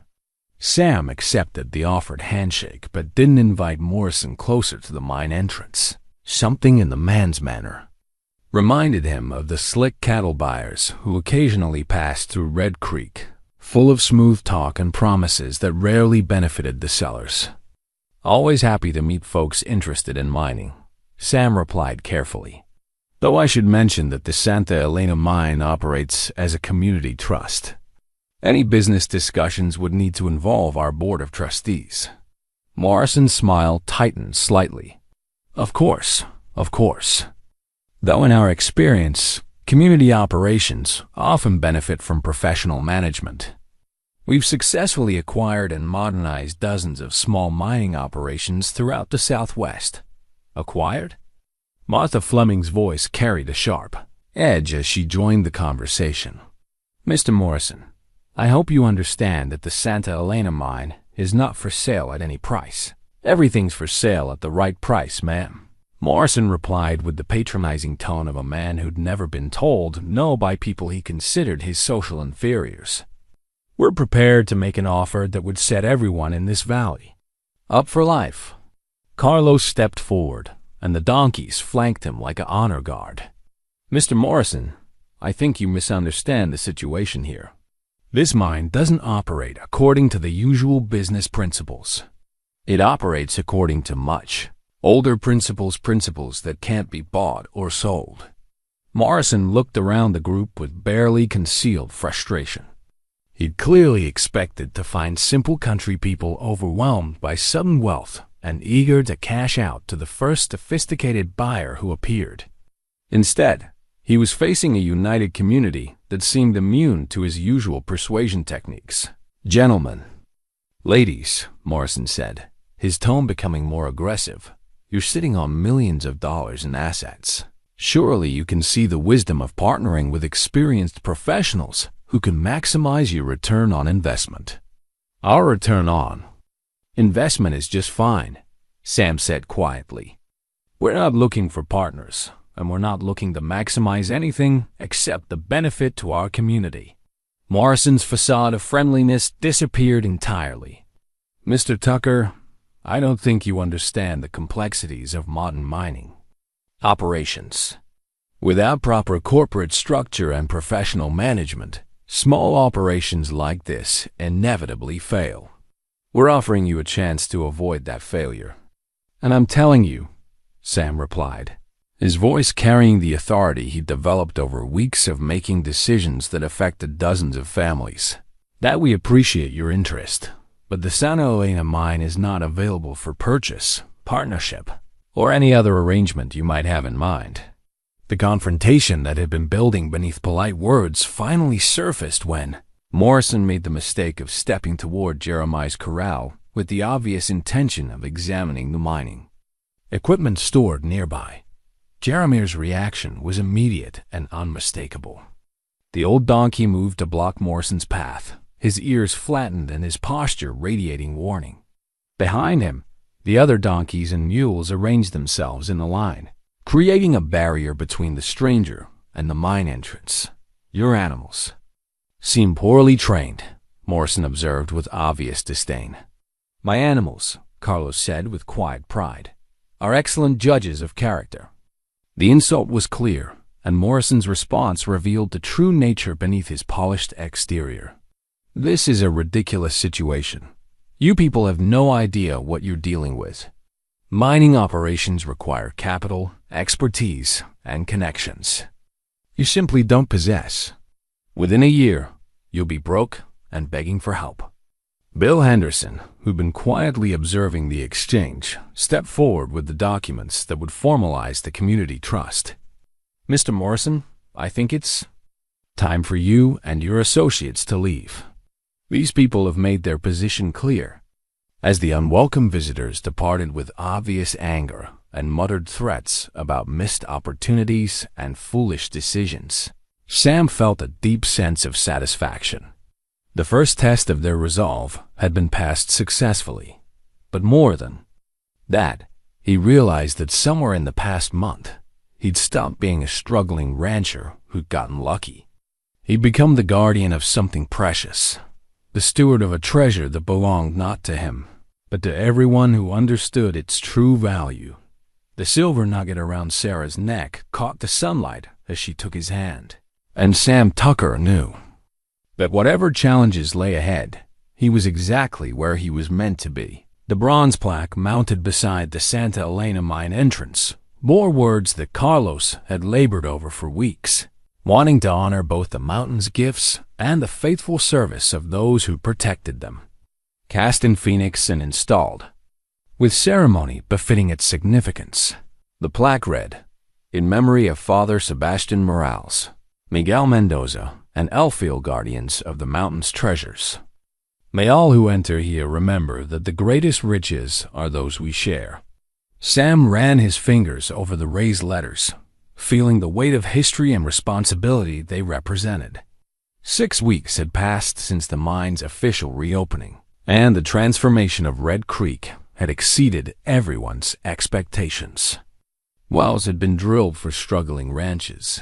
The town's one-room school had been expanded into a proper education center, and plans were underway for the medical clinic Carlos had dreamed of for 20 years. Jeremiah stood beside the plaque, as if he understood its significance, his aged eyes reflecting a contentment that spoke of purposes fulfilled and duties properly discharged. The donkey had become something of celebrity, with visitors traveling from across the state to see the animal, who'd led his owner to one of Arizona's richest silver discoveries. "He seems peaceful," Sarah observed, joining Sam at the mine entrance. "More peaceful than I've ever seen him." "I think he's finally home," Sam replied. Not just back where he belonged, but back to doing what he was meant to do. The recognition ceremony had been Martha Fleming's idea, but the entire community had embraced it with enthusiasm that spoke of genuine gratitude. Representatives from 12 counties had attended, along with the territorial governor and several mining industry officials who traveled from as far away as Colorado to witness the remarkable story of the Santa Elena mine. But for all the outside attention, the heart of the celebration remained local. The families of Red Creek and the surrounding valley had gathered to honor not just the discovery of wealth, but the wisdom with which it was being managed. Children who would benefit from the mine's educational trust played in the canyon while their parents planned community projects that would have been impossible dreams. Just months earlier, Carlos emerged from the mine office carrying the leather journal that had started everything. Father Sebastian's careful records of Jeremiah's early years of the Santa Elena. The old caretaker had decided to donate the journal to the Territorial Historical Society, but not before sharing its contents with the community that had become the mine's beneficiaries. "I've been thinking about what Father Sebastian wrote," Carlos said, opening the journal to a passage he'd marked with a ribbon. "Elfield knows that true treasure is not what we take from the earth, but what we build upon it. I think he'd be proud of what we've accomplished here." The accomplishments were visible everywhere Sam looked. The mining operation itself had become a model of sustainable extraction. taking only what the mountain could provide without damage to the environment or the spiritual significance of the place. More importantly, the wealth generated was flowing through the community like water through irrigation channels, nourishing growth and opportunity wherever it reached. Pete Martinez, the auctioneer who'd reluctantly sold Jeremiah for $2, approached with a grin that had become permanent. Since the mine's success, Sam, you realize you've turned the most ridiculous auction purchase in Red Creek history into the most brilliant investment anyone's ever made.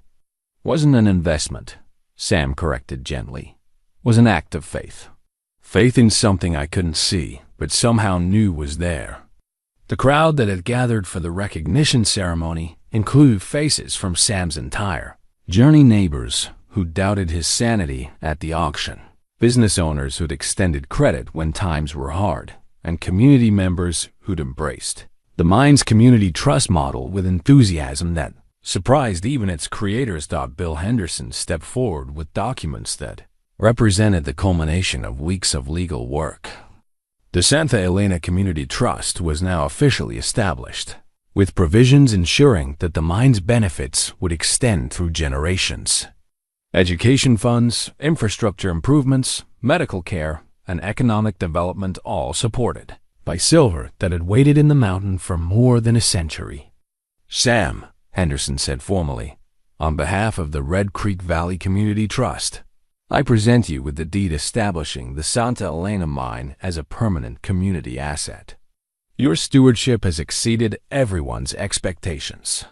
Sam accepted the document, but his attention was focused on Jeremiah, who had moved to stand directly beneath the bronze plaque. The donkey's posture radiated satisfaction, as if he were surveying work well done and duties properly fulfilled.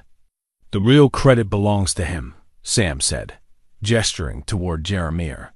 I just followed where he led.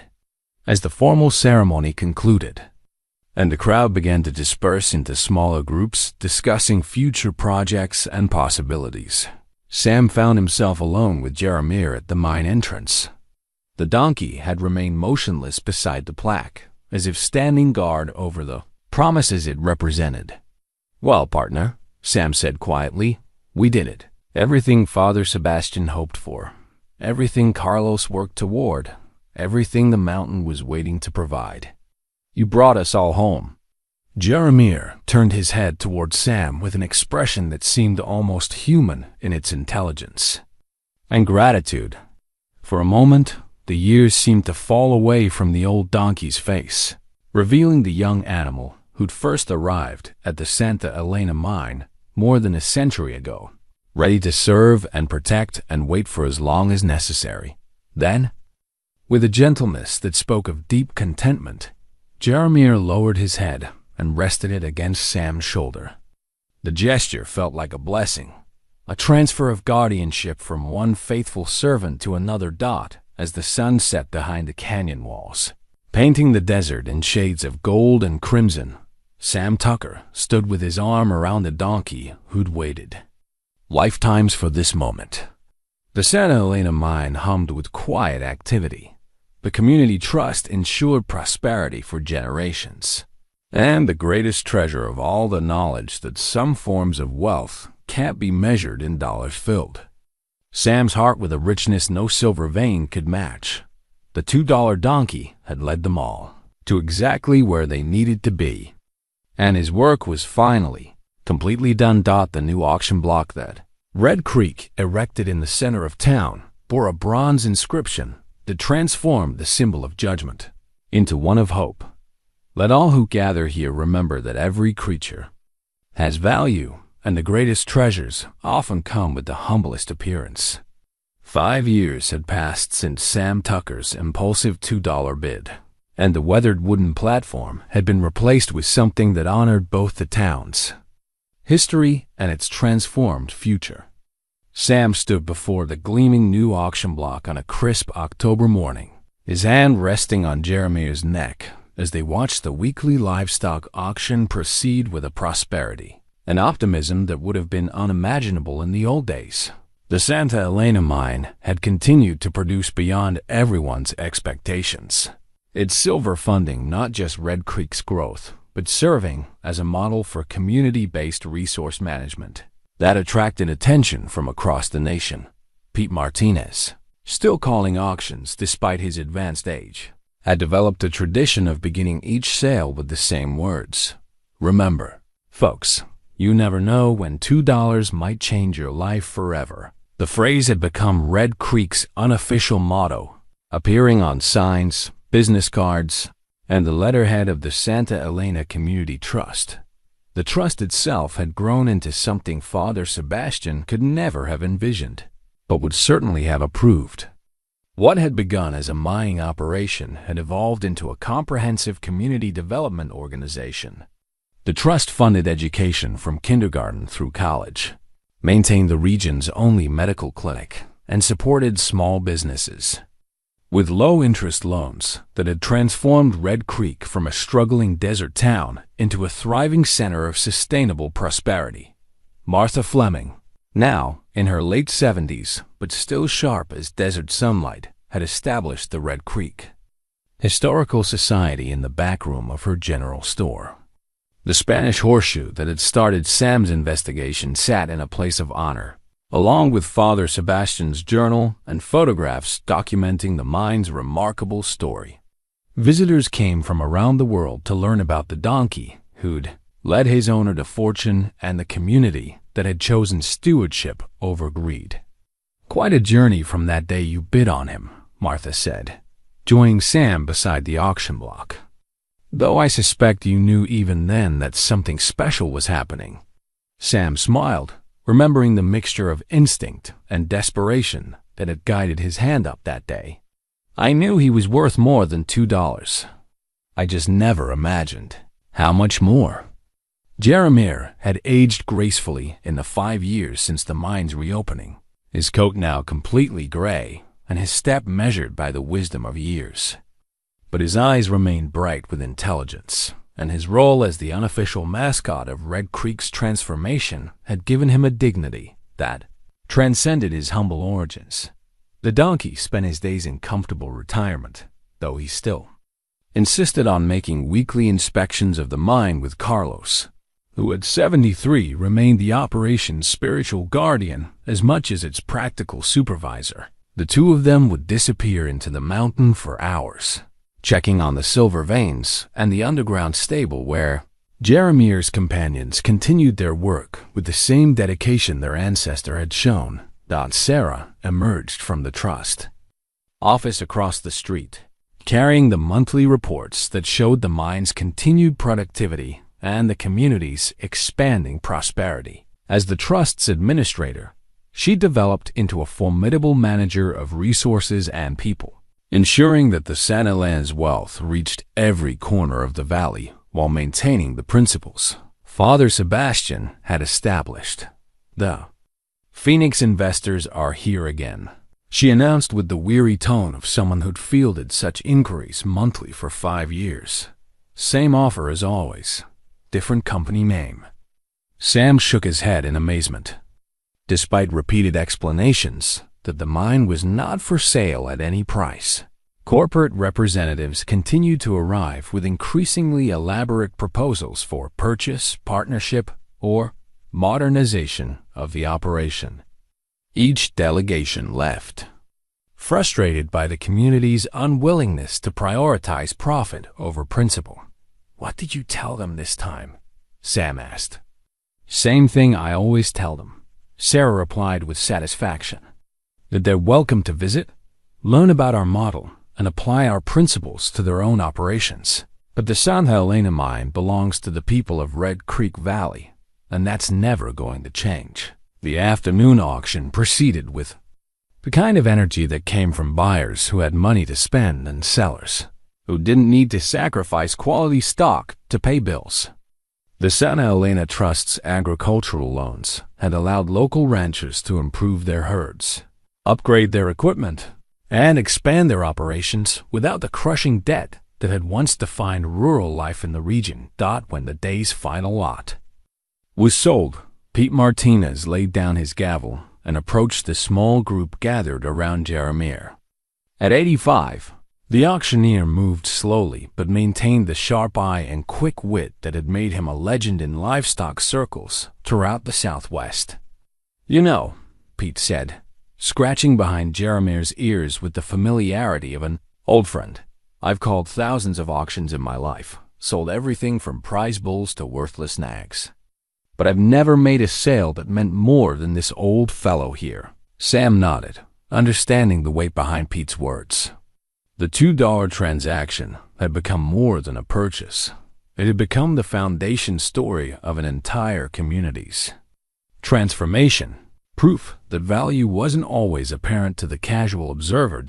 As the crowd dispersed and the October sun began its descent toward the western mountains, Sam found himself alone with Jeremiah beside the new auction block.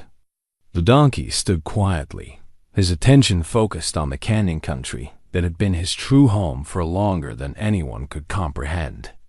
"You did it, partner," Sam said quietly.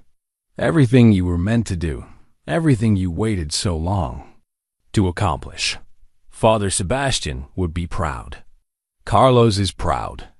And I'm grateful every day that I was smart enough to see what everyone else missed." Jeremiah turned his head toward Sam with the same intelligent gaze that had caught his attention at that first auction 5 years ago. But now there was something else in those dark eyes, a sense of completion, of duties fulfilled and purposes served. The donkey stepped closer to Sam and gently placed his head against his partner's chest, a gesture that had become their private ritual of trust and affection. But this time, the touch carried weight beyond their usual communication. It felt like gratitude, like blessing, like the passing of guardianship from one faithful servant to another. As the first stars appeared in the desert sky, Sam Tucker stood beside the auction block that had been rebuilt to honor the overlooked and undervalued, with his arm around a donkey who taught an entire community that the greatest treasures often come disguised as things others throw away. The Santa Elena mine continued to produce silver that funded dreams and opportunities that reached far beyond Red Creek Valley. But the real treasure had always been the lesson Jeremiah had brought with him, that faith, patience, and the wisdom to see value where others see only worthlessness could transform not just individual lives, but entire communities. In the distance, the lights of Red Creek twinkled with the prosperity and hope that had grown from a $2 investment in something everyone else thought was worthless. And in the quiet of the desert evening, an old donkey who'd waited more than a century to come home finally rested in the knowledge that his work was complete, his purpose fulfilled, and his legacy secured in the hearts of people who would never forget that sometimes the greatest gifts come with the longest ears. The story that had begun with laughter at a dusty livestock auction had become a testament to the transformative power of seeing potential where others see only problems, and finding treasure in the very things the world discards. Sam Tucker had bought a donkey for $2 and discovered riches beyond measure. But more than that, he'd learned that the most valuable things in life can't be bought at any price. They can only be recognized, treasured, and shared with those wise enough to understand their worth.